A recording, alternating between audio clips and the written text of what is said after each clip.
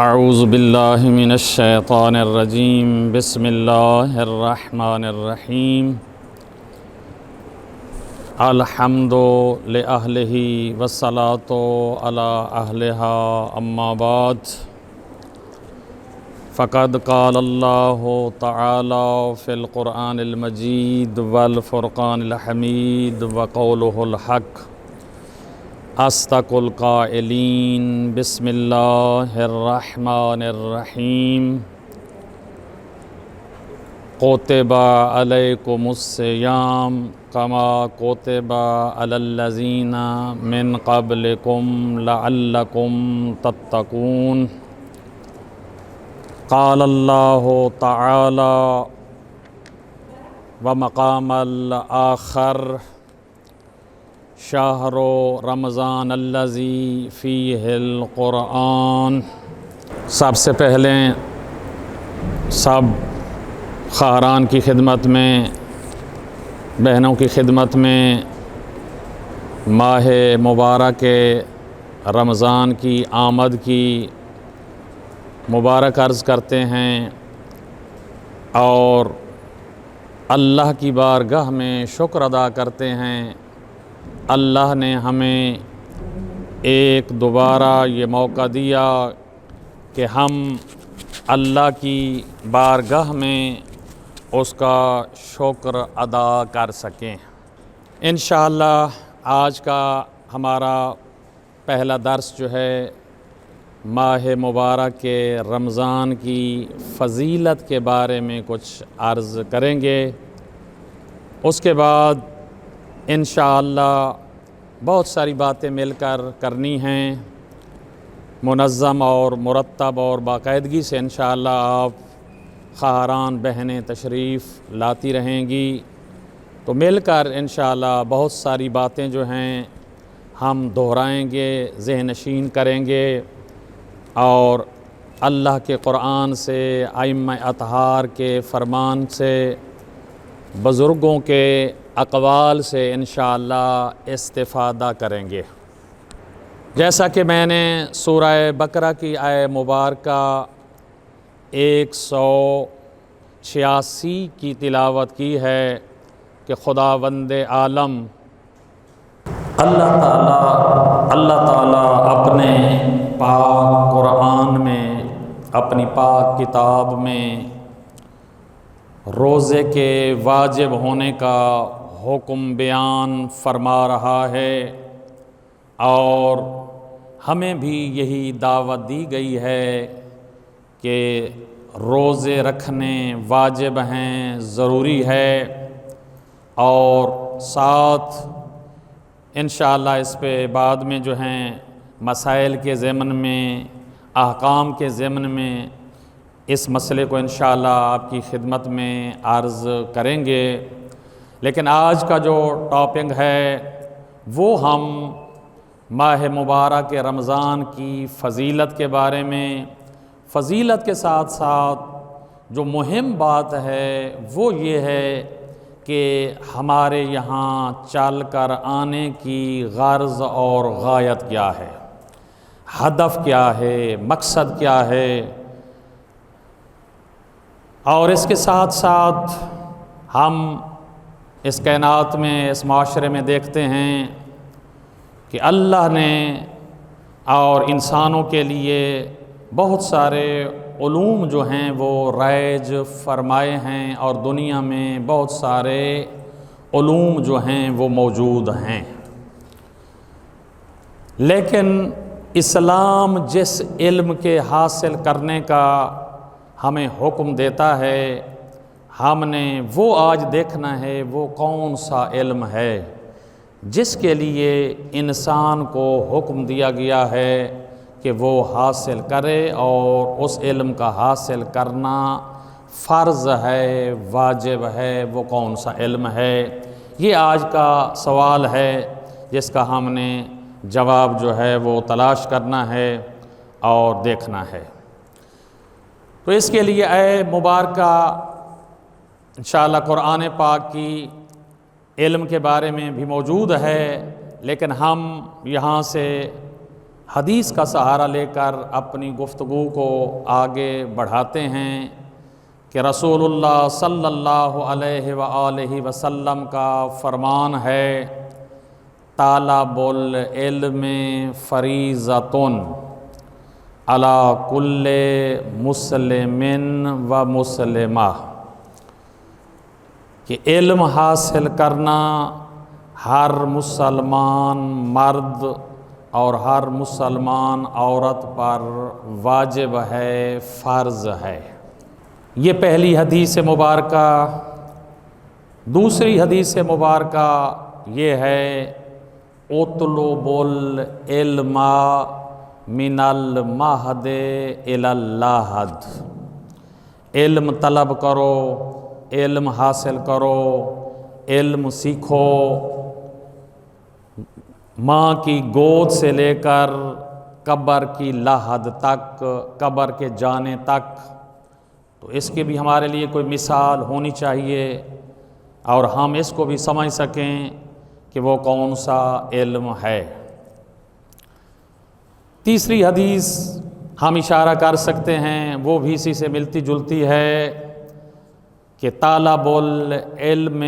ولو بالسین، علم حاصل کرو، علم کو تلاش کرو، اگرچہ تمہیں چین ہی کیوں نہ جانا پڑے۔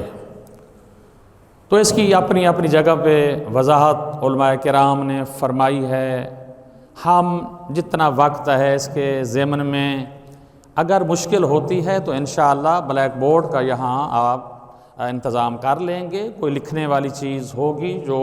ذرا مشکل ہو رہی ہوگی تو ہم یہاں انشاءاللہ اس کو لکھ دیا کریں گے تاکہ یادداشت کرنے میں اور اس کو محفوظ کرنے میں ذرا آسانی ہوگی۔ تو یہ تین حدیثوں کا ہمیں جواب چاہیے کہ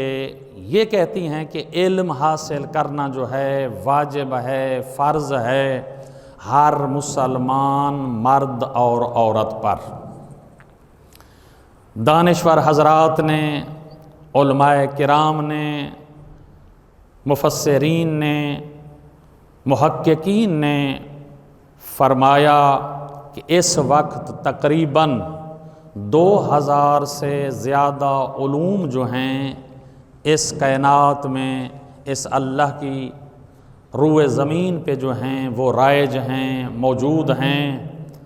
دیکھا جائے تو کوئی علم بھی فائدے سے خالی نہیں ہوگا، ہر علم کا اپنا اپنا فائدہ ہے، لیکن ہم نے یہ دیکھنا ہے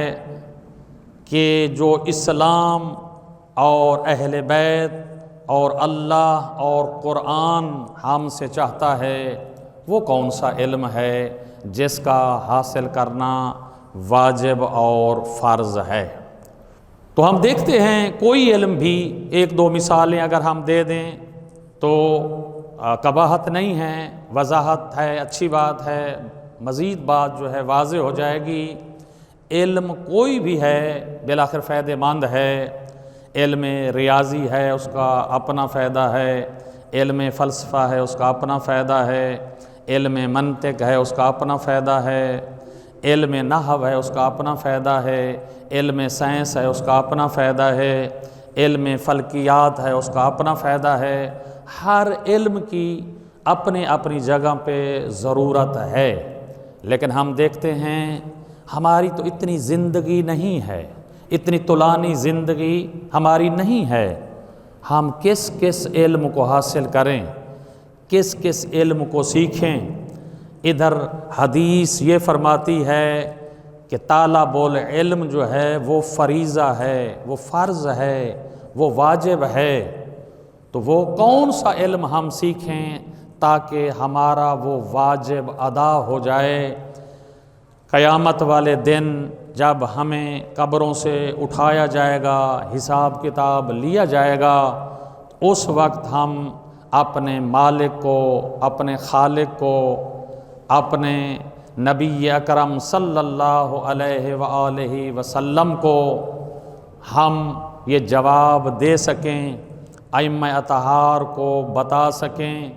کہ آپ نے جو حکم دیا تھا کہ جس علم کا حاصل کرنا واجب ہے، فرض ہے، ہم نے وہ حاصل کیا ہے۔ ورنہ عرض کیا کہ کوئی علم بھی فائدے سے خالی نہیں ہے، ہر علم کا ایک فائدہ ہے۔ انشاءاللہ اس علم کی خصوصیات آج تو نہیں، بعد والے درس میں آپ کی خدمت میں عرض کریں گے کہ مولا علی علیہ السلام کی خدمت میں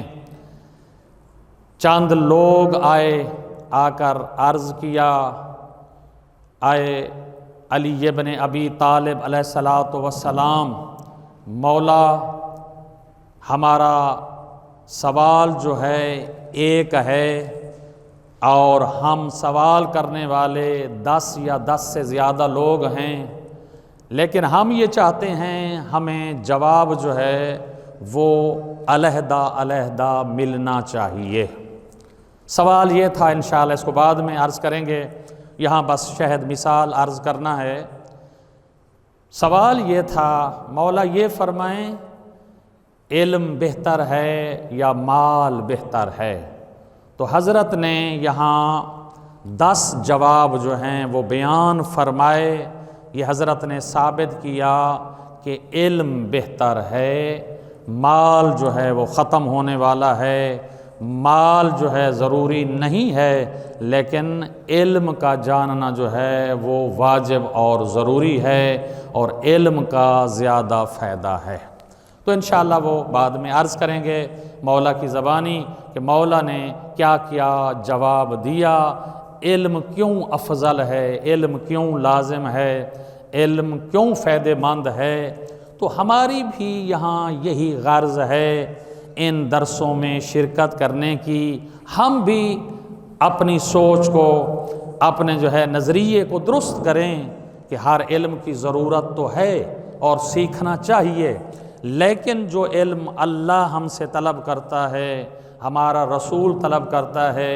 اہل بیت ہم سے طلب کرتے ہیں، وہ علم کون سا ہے، اور وہ سیکھنا جو ہے واجب ہے۔ تو اس سے یہ بھی نتیجہ ہم نکال سکتے ہیں کہ اگر باقی تمام علوم دنیا کے حاصل کر لیں،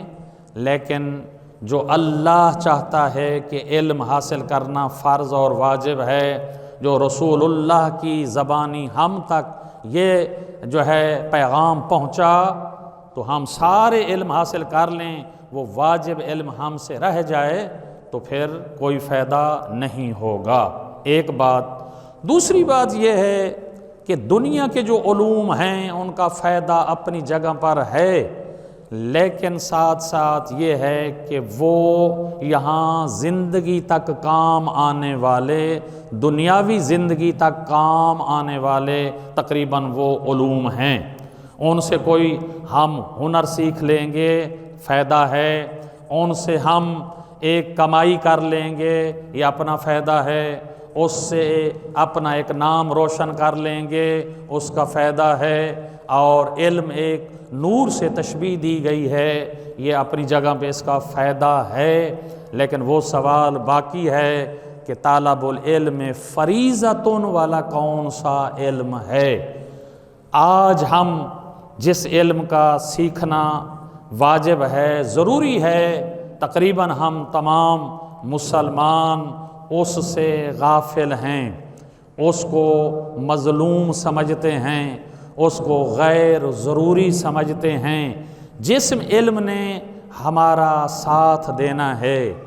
ہمارے یعنی موت کے وقت سے لے کر مرنے کے وقت سے لے کر جب تک ہمارا حساب کتاب نہیں ہو جائے گا، اس وقت تک جو ہمارے ساتھ رہنے والا علم ہے اس سے ہم غافل ہیں، اس کو ہم اتنی اہمیت نہیں دیتے۔ تو حدیث میں بھی وہی آیا ہے۔ اگر پھر ایک اور جہت سے علوم کی جو ہے درجہ بندی کی جائے، علوم کو دیکھا جائے کہ کون سا علم زیادہ فضیلت والا ہے، تو پھر بھی ہمیں جس علم کے حکم دیا گیا ہے کہ اس کا حاصل کرنا واجب ہے، موضوع کے اعتبار سے بھی وہ علم جو ہے وہ افضل ہے۔ تو ہم تمام علوم اتنا ضرور حاصل کریں جتنی ضرورت ہے، لیکن ان کو ہدف نہ بنائیں۔ وہ علوم ہماری زندگی کا ہدف نہیں بن سکتے، اس لیے کہ وہ یہاں رہ جائیں گے۔ جب ہم نے یہ عارضی وقت اس دنیا میں گزارنا ہے، تھوڑا وقت گزارنا ہے، عقل انسان کی یہی کہتی ہے، عقل مند انسان وہی ہے جہاں جتنا عرصہ، جتنا زمان رہتا ہے اس کے لیے اتنا کام کرتا ہے اور اتنا انتظام کرتا ہے۔ تو ہم آپ دیکھ لیجئے، آپ دیکھیں کہ اوسطاً آج کے انسان کی کتنی زندگی ہے، دیکھ لیجئے۔ ویسے تو ایک لمحے کا بھی پتہ نہیں ہے، موت کا کوئی وقت معین نہیں ہے، بچپنے میں بھی آ سکتا ہے، موت جوانی میں بھی آ سکتی ہے، بڑھاپے میں بھی آ سکتی ہے، لیکن پھر بھی ہم ایک متوسط عمر کو، ایک زندگی کو، ایک حیات کو اگر شمار کریں تو یہی زندگی ہے۔ 50 سال، 60 سال، 70 سال، 80 90 سال تک یہی آج کی میان گین زندگی جو ہے تقریباً یہی ہے۔ لیکن یہ زندگی ہر حال میں گزر جائے گی، لیکن جو اللہ نے فرمایا ہے کہ جو مہم زندگی ہے، ہمیشہ کی زندگی ہے، وہ مر جانے کے بعد والی زندگی ہے۔ جب ہم ایک مرتبہ مرنا ہے، مرنے کے بعد دوبارہ ہمیں قبروں سے جو ہے اٹھایا جائے گا، اٹھانے کے بعد حساب کتاب لیا جائے گا، اور اس کے بعد جو ہمیں حیات اور زندگی ملے گی وہ ہمیشہ کی زندگی ہے، وہ ہمیشہ کی زندگی ہے۔ اس کو ہم اگر شمار کرنا چاہیں تو اس کو ہم شمار نہیں کر سکتے۔ آیا 1000 سال، آیا 1,00,000 سال، کروڑوں سال، اربوں سال، کچھ بھی نہیں ہے، وہ خدا جانتا ہے۔ وہ جس طرح خود لا محدود ہے،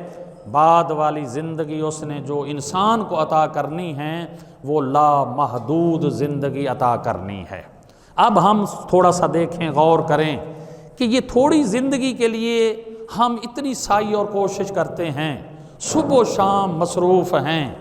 کہ اچھی گاڑی مل جائے، اچھا گھر مل جائے، اچھے سکولوں میں بچے جو ہیں وہ تعلیم حاصل کر لیں، اچھی نوکری مل جائے، یہی ہمارے اہداف ہیں، یہاں تک ہے۔ لیکن پھر بھی ہم نے ایک دن اس دنیا کو چاہتے ہوئے یا نہ چاہتے ہوئے ہم نے اس کو چھوڑنا ہے، ایک اور زندگی کی طرف منتقل ہونا ہے۔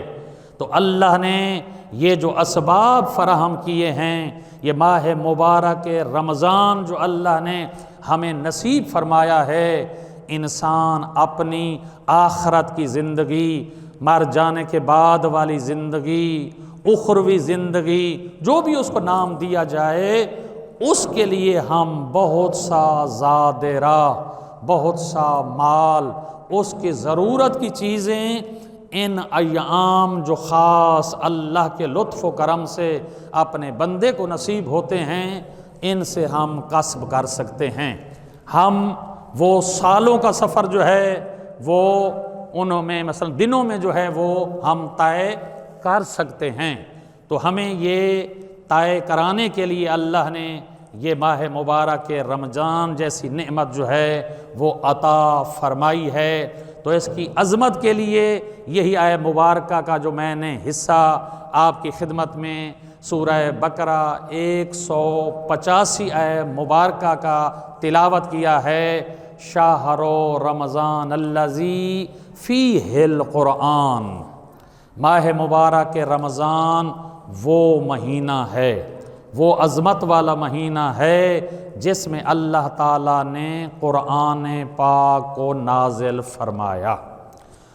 تو اس ماہ مبارک کے بھی وہی 24 گھنٹے ہیں جس طرح کے عام دنوں کے ہوتے ہیں، عام مہینوں کے ہوتے ہیں، لیکن اللہ نے اس مہینے کو ایک خاص فضیلت عطا فرمائی ہے۔ اس میں اللہ تعالیٰ نے جنت کے جو دروازے ہیں وہ کھول دیے ہیں،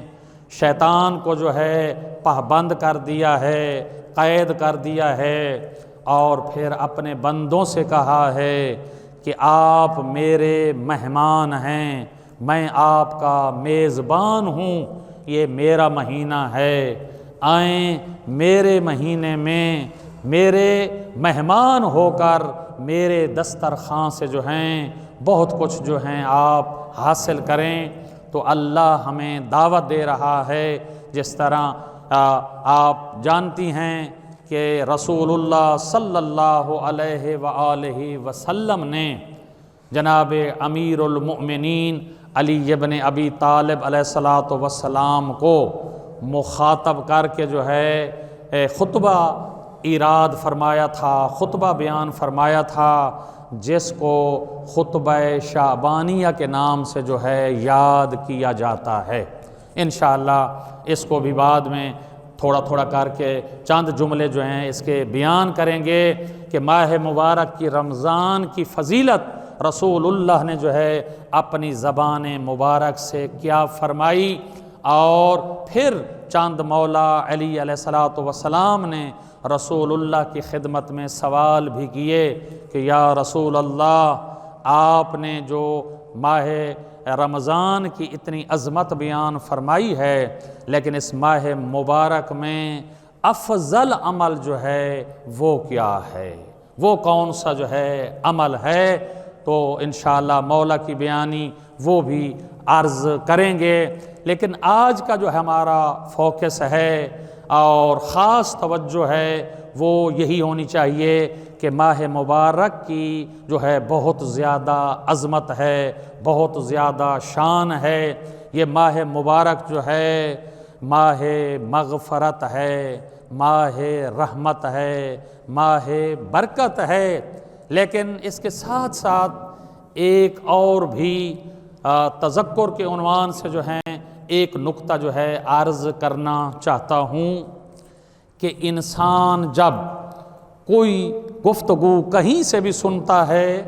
کوئی اچھی بات انسان سنتا ہے، اس کے ذہن میں یہ بات پہلے آ جاتی ہے کہ اس بات کو میں دوسرے تک جو ہے منتقل کروں گا۔ اگر مثلاً اس محفل میں، اس مجلس میں ماں نہیں تھی، بیٹی آئی ہے، بیٹی جب وہ بات سنتی ہے تو پہلا مقصد اس کا ذہن میں یہی آتا ہے گھر جا کر اپنی والدہ کو یہ بات بتاؤں گی۔ اگر ماں آئی ہے اپنی اولاد کو کہے گی، بیٹیاں بیٹوں کو، کہ میں نے یہ بات سنی ہے، اور انسان کہتا ہے کہ یہ بات میں نے جلدی جو ہے اپنے اس عزیز اور اقارب تک جو ہیں یہ پہنچانی ہے، اچھی بات ہے، یہ ہونی چاہیے، لیکن اس سے پہلے جو ہے پہلے اس بات کو ہم اپنی زندگیوں میں لاگو کریں، یہ ضروری ہے،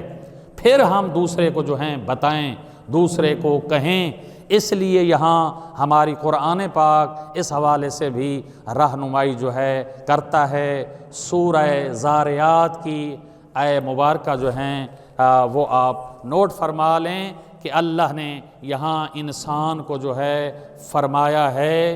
کہ وَذَكِّرْ فَإِنَّ الذِّكْرَىٰ تَنفَعُ الْمُؤْمِنِينَ، کہ مومنین جب ایک دوسرے کو یاد آوری کرواتے ہیں، ایک دوسرے کو جو ہیں یاد کرواتے ہیں، یہ یاد آوری اور مومنین کا ایک دوسرے کو جو ہے تذکر دینا جو ہے یہ فائدہ سے خالی نہیں ہوتا، تو اس لیے فائدہ ہے، لیکن اس سے پہلے اس کو ہم اپنی زندگیوں میں لاگو کریں۔ یہ کہا ہے کہ تنفع المؤمنین ہے اور ہونا چاہیے، لیکن ساتھ ساتھ پہلے انسان اس بات کو اپنی زندگی میں لاگو کرے، اپنی زندگی میں اس کو جو ہے جگہ دے، اور یہ ضروری ہے اس سے کہ انسان کسی دوسرے کو جو ہے وہ بتائے۔ دوسری آیہ مبارکہ سورہ صفہ کی آیت مبارکہ جو ہے شمارہ 2 ہے، اس میں بھی اللہ تعالیٰ اسی مطلب کی طرف جو ہے اشارہ فرما رہا ہے۔ پارہ نمبر 28 سورہ صفہ کی آیہ مبارکہ 2، اس میں بھی یہی اللہ تعالیٰ فرما رہا ہے کہ بسم اللہ الرحمن الرحیم، یا ایھا الذین آمنوا، لما تقولون ما لا تفعلون۔ یہ مہم بات ہے، اللہ تعالیٰ مومنین کو مخاطب کر کے فرما رہا ہے، آئے صاحب ایمان، آئے صاحب ولا، آپ وہ بات کیوں کہتے ہو جس پر تم خود عمل نہیں کرتے۔ یہ قرآن نے ہمیں ایک قانون دیا، ایک دستور دیا۔ ہم نے اگر کسی کو بات آگے پہنچانی ہے، کسی کو کہنا ہے، تو پہلے خود عمل کریں۔ یا ایھا الذین آمنوا سوالیہ انداز ہے، لما تقولون ما لا تفعلون، تم وہ بات کیوں کہتے ہو، وہ کیوں کلام کرتے ہو، ما لا تفعلون، جس کام کو تم خود پہلے انجام نہیں دیتے۔ جب انسان کسی بات کو خود انجام دے گا اور دوسرے کو کہے گا، اس کا اثر جو ہے بہت زیادہ ہوگا، انسان کا ضمیر بھی مطمئن ہوگا۔ یہاں ہمارے علماء کرام ایسے گزرے ہیں، انہوں نے ایسا وقت جو ہے وہ گزارا ہے جس کی ایک مثال جو ہے الحمدللہ ہم سب جو ہیں اس چیز سے آگاہ ہیں اور ہونا چاہیے۔ جس طرح مرد حضرات کی خدمت میں بھی میں عرض کرتا رہتا ہوں اور آپ کی خدمت میں بھی یہ عرض کر رہا ہوں، جس طرح ہمارے گھروں میں قرآن پاک کا موجود ہونا ضروری ہے، قرآن پاک کے ساتھ ساتھ کتاب مفاتیح الجنان کا ہونا بھی ضروری ہے۔ مفاتیح الجنان ہماری ایک بہت ضرورت کی کتاب ہے، اور ہمارے زندگی کے دعائیں منشور، یعنی اہم ایام جو ہیں سال کے، اس میں دعائیں اور اس کے بارے میں اعمال جو ہیں وہ ذکر کیے گئے ہیں، اور انسان اپنے گھروں میں اس کتاب کو رکھے۔ اگر اول ماہ مبارک رمضان کا آج دن ہے تو ہم اس کتاب سے کھول کر دیکھ سکتے ہیں آج کا یعنی حکم ہم انسانوں کے لیے کیا ہے، ہم نے کیا کیا کرنا ہے، تو اس کتاب میں جو ہے وہ موجود ہے۔ اگر عید کا دن آیا ہے، عید کا دن ہمارا وظیفہ کیا ہے، ہمیں کیا کرنا چاہیے، یہ کتاب ہمارے لیے رہنمائی کرتی ہے اور کر سکتی ہے۔ تو اسی کتاب کو جب لکھا شیخ عباس قمی رحمہ اللہ نے، تو سب سے پہلے اس کے انشاءاللہ آپ دیکھیں گے کتنے اعمال ہیں۔ اگر انسان صحیح معنی ہے ان اعمال کو انجام دینا شروع کرے تو میرا خیال ہے بہت سا کم وقت بچے گا دنیاوی امور کے لیے، دنیاوی کاموں کے لیے، ورنہ زیادہ وقت جو ہے انسان کا انہی دعاؤں میں گزر جائے گا۔ تو جناب شیخ عباس قمی نے سب سے پہلے اس کتاب کو لکھنے کے بعد اپنے بچوں کو اس پہ عمل کروایا، اس کتاب جو کچھ اس میں لکھا خود اس پہ عمل کیا، عمل کرنے کے بعد اس کتاب کو بعد میں چھپوایا اور منظر عام پر آئی اور مومنین کے ہاتھوں تک اور دسترس تک پہنچی، اور کہا کہ یہ ضروری ہے کہ پہلے یہ کوئی نہ کہہ دے کہ اتنا کچھ جو شیخ عباس قمی علیہ رحمہ نے لکھ دیا ہے، آیا کوئی اس پہ عمل بھی کر سکتا ہے، اس پہ کوئی عمل کر سکتا ہے؟ اتنے بڑے اعمال اور اتنے بڑے زیادہ جو ہیں یہ اعمال ہیں، تو انہوں نے پہلے خود عمل کیا، اپنے بچوں کو عمل کروایا اور اس کے بعد اس کتاب کو مومنین تک پہنچایا۔ تو اسی طرف یہ اللہ کا قرآن اور اللہ کا فرمان بھی اسی طرف اشارہ کرتا ہے کہ آئے مومنین وہ بات تم کیوں کہتے ہو جس بات پر تم خود پہلے عمل نہیں کرتے۔ جب انسان ایک بات پر خود عمل کرے گا تو پھر دوسرے کو جب کہے گا انسان کا اثر بھی زیادہ ہوگا اور انسان مطمئن بھی ہوگا کہ پہلے میں اس کا خود عامل ہوں۔ میں اس پر خود عمل کرنے والا ہوں تو میں دوسرے کو جو ہیں وہ کہہ رہا ہوں۔ تو اس لیے ہم اس اللہ کے اس فرمان پر اپنی زندگیوں میں انشاءاللہ لاگو کرنے کی کوشش کریں۔ وہ ہماری اپنی اولاد ہے، ہمارے فرزندان ہیں، ان کے لیے بھی اسی طرح ہے۔ ہم ان کو کوئی امر بالمعروف کریں گے یا نہی عن المنکر کریں گے، اس سے پہلے خود بچیں گے، اس پہ عمل کریں گے، تب ہمارے منہ سے یہ بات جو ہے اچھی بھی لگے گی اور وہ بات مؤثر بھی ہوگی۔ اس لیے یہ اللہ کا فرمان ہے، کسی بندے کی بات نہیں ہے، کسی نبی کا فرمان نہیں ہے، یہ اللہ کا فرمان ہے۔ اس لیے کہ اے مومنین، وہ بات تم کیوں کہتے ہو جس پہ تم خود پہلے عمل نہیں کرتے؟ تو اس لیے ہم سعی اور کوشش کریں، ان دروس میں جو ہے اپنا فریضہ سمجھ کر آئیں۔ تو ہم اگر نتیجہ یعنی نکالیں، جو آغاز ہم نے کیا کہ کون سا علم جو ہے وہ سیکھنا واجب ہے، کون سا علم حاصل کرنا فرض ہے، تو وہ ہمارے حرام اور حلال کا علم ہے، وہ علم اسلام ہے، وہ علم دین ہے، جس کا سیکھنا جو ہے وہ واجب اور ضروری ہے۔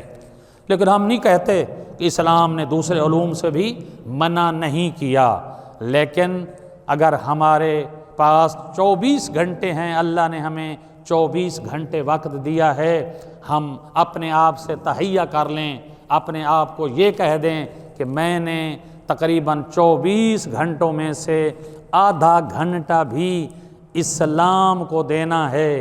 اور اپنے واجبات سیکھنے کو دینا ہے، اپنی تربیت کے لیے دینا ہے، اپنے تزکیہ نفس کے لیے دینا ہے، ضروری باتیں جو میرے ذمے ہیں جن کا سیکھنا واجب ہے اس کو میں نے دینا ہے، تو میرا خیال ہے اتنا ہی کافی ہے۔ باقی تمام علوم ہم حاصل کر لیں، لیکن ہمیں وضو کرنے کا طریقہ نہ آتا ہو، نماز پڑھنے کا طریقہ نہ آتا ہو، غسل کرنے کا طریقہ نہ آتا ہو، نماز آیات پڑھنے کا طریقہ نہ آتا ہو، بہت سارے علوم، بہت ساری چیزیں ہیں جن کا سیکھنا جو ہے وہ ضروری ہے۔ تو اس لیے اس علم کا سیکھنا جو ہے واجب ہے، ضروری ہے۔ یہ اللہ نے ہمیں ایک موقع جو ہے عطا فرمایا ہے، مل بیٹھ کر ہم انشاءاللہ جو معاشرے کی باتیں ہیں وہ بھی کریں گے، بزرگوں کے تجربات کی باتیں بھی کریں گے، احادیث سے بھی باتیں کریں گے، اللہ کے قرآن سے بھی انشاءاللہ مل کر جو ہیں باتیں جو ہیں کریں گے، جو ہماری زندگی کے لیے جو ہیں وہ مفید ہوں گی۔ ان کو پہلے ہم سیکھیں گے تو پھر ان پہ جو ہے عمل کریں گے۔ اس لیے کہ بعض چیزیں ایسی ہیں جب انسان بالغ اور عاقل ہو جاتا ہے تو ان احکام کا، ان چیزوں کا سیکھنا جو ہے ہر انسان پہ شخصاً جو ہے وہ واجب ہو جاتا ہے، لازم ہو جاتا ہے، ضروری ہو جاتا ہے۔ تو وہ تو ہمارے لیے ضروری ہے۔ بہت ساری چیزیں ہیں اگر ہمیں مثلاً نہ آتی ہوں تو وقت گزر سکتا ہے، اتنا ضروری نہیں ہے۔ مثلاً میں مثال دوں کہ اسلام میں بہت سارے مسائل ایسے ہیں جو ہمیں نہ آتے ہوں تو بہرحال ہم سے نہیں پوچھا جائے گا۔ مثلاً ایک ہمارے کتاب ہے احکام کے حوالے سے جس کو کتاب مضاربہ کہتے ہیں، یعنی مضاربے کا ہمیں علم نہ ہو تو کوئی حرج نہیں ہے۔ میراث کی تقسیم ہمیں نہ کرنی آتی ہو تو کوئی حرج نہیں ہے۔ اسی طرح زراعت کے مسائل ہیں وہ ہمیں نہ آتے ہوں تو اتنا ضروری نہیں ہے، ہمارا گزر بسر زندگی کا ہو جائے گا۔ لیکن کچھ مسائل ایسے ہیں جو ہماری شخصی زندگی سے جو ہیں مربوط ہیں، وہ ہمیں معاف نہیں ہیں، ان کا سیکھنا جو ہے ہمارے لیے ضروری ہے۔ اگر ہماری مثلاً ماں کو، ہماری بڑی بہن کو، ہمارے باپ کو صحیح معنی وضو کرنا آتا ہے، ہمیں نہیں آتا، تو ہمارے باپ کا وضو کیا ہوا، ہماری ماں کا وضو کیا ہوا، ہماری بڑی بہن کا وضو کیا ہوا وہ ہمارے لیے کافی نہیں ہے۔ ہمیں اپنا وضو صحیح آنا چاہیے، اس کو علم ہے، وہ جانتے ہیں یا جانتی ہے، لیکن ہمیں علم نہیں ہے، تو ہم خود سیکھیں۔ ہمارا خود سیکھنا ان علوم کا جو ہے وہ ضروری ہے۔ اسی طرح نماز ہے، ہر انسان کا نماز کے جتنے مسائل ہیں ان کا جاننا بھی ضروری ہے۔ کبھی ہم نے توجہ ہی نہیں کی، لیکن سوچنے کے لیے ایک جملہ عرض کرتا ہوں، ذرا توجہ فرمانی ہے، جس کو ہم مختصر ایک لفظ کہتے ہیں نماز، اور نماز کے ضروری مسائل ہماری فقہ کی کتابوں میں ہمارے علماء کرام نے، ہمارے ائمہ اطہار نے تقریباً 4000 مسئلے ہیں جو نماز سے مربوط ہیں۔ نماز کے بارے میں 4000 مسئلے جو ہیں وہ موجود ہیں۔ اب ان میں سے ہم خود سوچیں، دیکھیں کہ ہمیں کتنے یاد ہیں، ہم کتنے جانتے ہیں۔ شاید ہمیں واجبات نماز کا بھی علم نہ ہو، اور ہمیں ارکان نماز کا بھی شاید علم نہ ہو، شرائط نماز کا بھی شاید علم نہ ہو، نمازی کا لباس کس طرح ہونا چاہیے شاید ہمیں یہ بھی علم نہ ہو۔ تو یہ ہم جب مل بیٹھتے ہیں تو یہ چیزیں ہوتی ہیں۔ اس لیے جس طرح قرآن نے بھی فرمایا ہے وَذَكِّرْ فَإِنَّ ذِكْرَى تَنفَعُ الْمُؤْمِنِينَ، کہ مومنین کو جب یاد آوری کرائی جائے، ان کو جو ہے ذکر دیا جائے، ان کو یاد کرایا جائے، تو یہ یاد کرانا، یہ بتانا جو ہے یہ مومنین کے لیے جو ہوتا ہے فائدہ مند ہوتا ہے۔ تو انشاءاللہ ہم متوجہ رہیں اور مل کر جو ہیں ان چیزوں کو ہم نے سیکھنا ہے، اور انشاءاللہ ان چیزوں کو جو ہماری زندگی میں ضروری ہیں ان کو جو ہے حاصل کرنا ہے۔ تو نتیجہ یہی نکلا، جس علم کا حاصل کرنا، جاننا، سیکھنا واجب ہے وہ علم دین ہے۔ علم دین میں ساری چیزیں ضرورت کی انسان کی جو ہیں وہ آ جاتی ہیں۔ یہ علم ہے جس کا جاننا واجب ہے اور فرض ہے۔ اس علم کو اگر ہم نہ سیکھیں، تمام باقی دنیا کے علوم سیکھ لیں، ان علوم کا اتنا فائدہ نہیں ہوگا۔ جس علم کے بارے میں ہم سے پوچھا جائے گا، یا یہ 3 حدیثیں جو آپ کی خدمت میں نے تلاوت کی ہیں، ان 3 حدیثوں کا جو ہر انسان پر، مرد عورت پر وہ واجب علم ہے، وہ علم دین ہے۔ تو انشاءاللہ ضروری ہم یہ سیکھیں اور سیکھنا چاہیے۔ یہ سلسلہ خدا انشاءاللہ جتنی ہمیں توفیق دے گا، اس ماہ مبارک میں جو ہیں مل کر ہم جو ہیں ایک دوسرے کے ساتھ یہ ضروری باتیں جو ہیں ایک دوسرے سے تبادلہ خیال کرتے رہیں گے اور آپ کی خدمت میں عرض کرتے رہیں گے۔ انشاءاللہ یہ پہلا دن ہے، تو انشاءاللہ جس طرح مل کر آپ لوگوں کی آراء سے، رائے سے بھی ہوگا، کوئی سوال ہے تب بھی آپ کر سکتے ہیں، اور کوئی اور بات ہے اس پروگرام کو باجیاں موجود ہیں بہتر بنانے کے لیے، جو بھی کوئی اس میں جو ہے کمی کاستی ہو تو وہ بھی انشاءاللہ مل کر جو ہے ہم اس کو درست کر سکتے ہیں اور ہو سکتا ہے۔